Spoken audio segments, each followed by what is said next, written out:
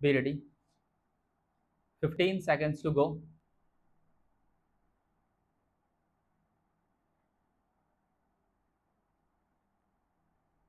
5 seconds to go. Sir, I beg to move that the bill to provide for the payment of equal remuneration to men and women workers and for the prevention of discrimination on the ground of gender against women in the matter of employment and for matters connected therewith or incidental thereto be taken into consideration. A significant measure taken by government in recent months has been the promulgation of the Equal Remuneration Ordinance, providing for the payment of equal remuneration to men and women workers and for the prevention of discrimination against women on the ground of gender in the matter of employment and for other connected matters. This measure is significant not only because it coincides with the International Women's Year and brings us fully in line with accepted international standards, but also because it brings immediate relief to millions of our women fold employed or seeking employment, as most of these women belong to the weaker sections of the community and are largely employed in agriculture and unorganized sector of industry. It is only appropriate that this measure was taken on a priority basis as a part of the government's policy of improving the condition of the weaker and exploited sections of the community.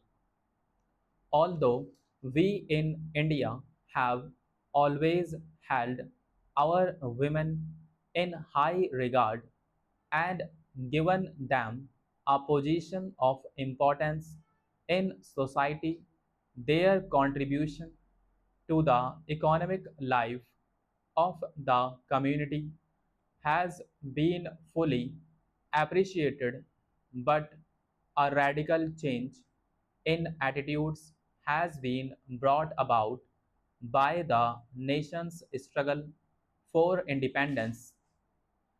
India women, by their active participation in the country's struggle for independence, have earned their rightful place in the community and won their legal rights without the need for any aggressive movement.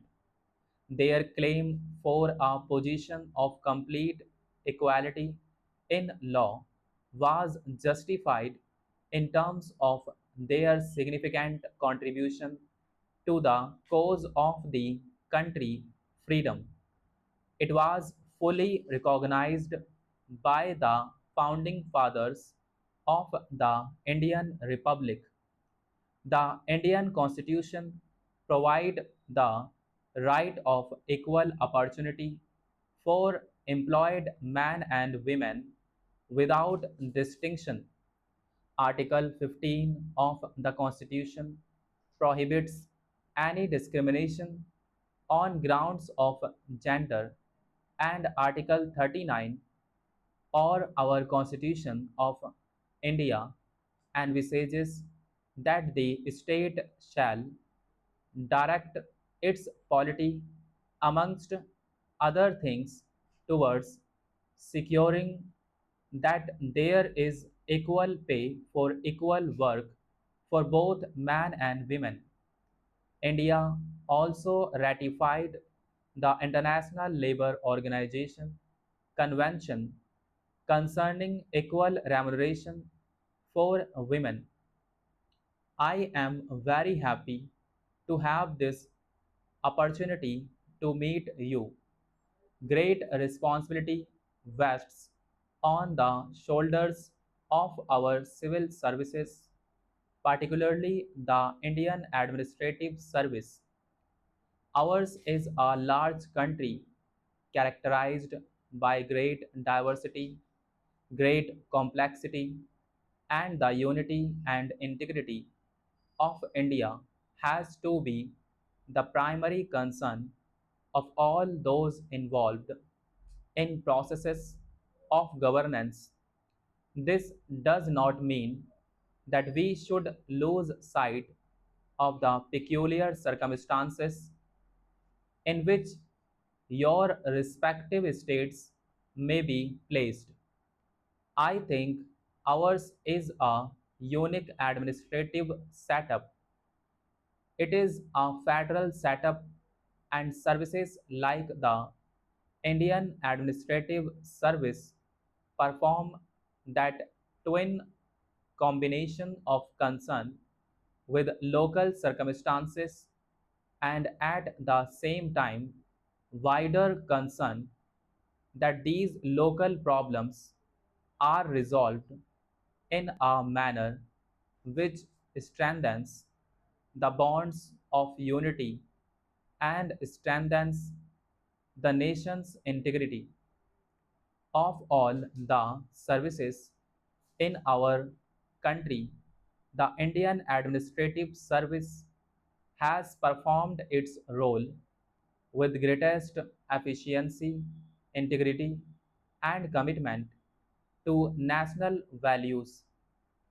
I said that ours is a country of great diversity and great complexity. We have in our country religions, all the great religions represented in our society.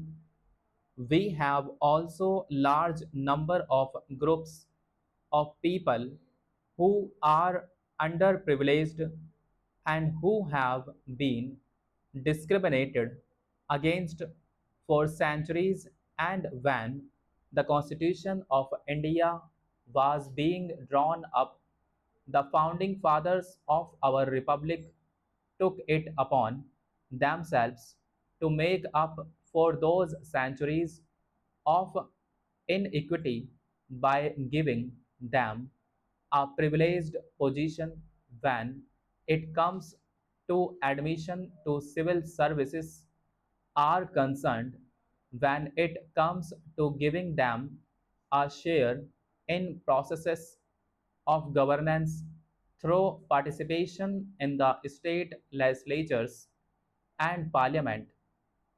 It is therefore very essential that our civil servants should be aware of the extreme complexity of managing an entire country of India's diversity. I would therefore urge all of you that though you must specialize in acquiring a deep understanding of the problem faced by our respective states, you must also dwell deep into the whole process of nation building in a country of India's size, India's diversity, and India's complexity. I would also say that we are living in a world where human knowledge is growing at an unprecedented pace. Therefore, your stint at the academy cannot and should not involve an end of the thirst for acquisition of knowledge. I think our training modules suggest that life has to be one of continuous process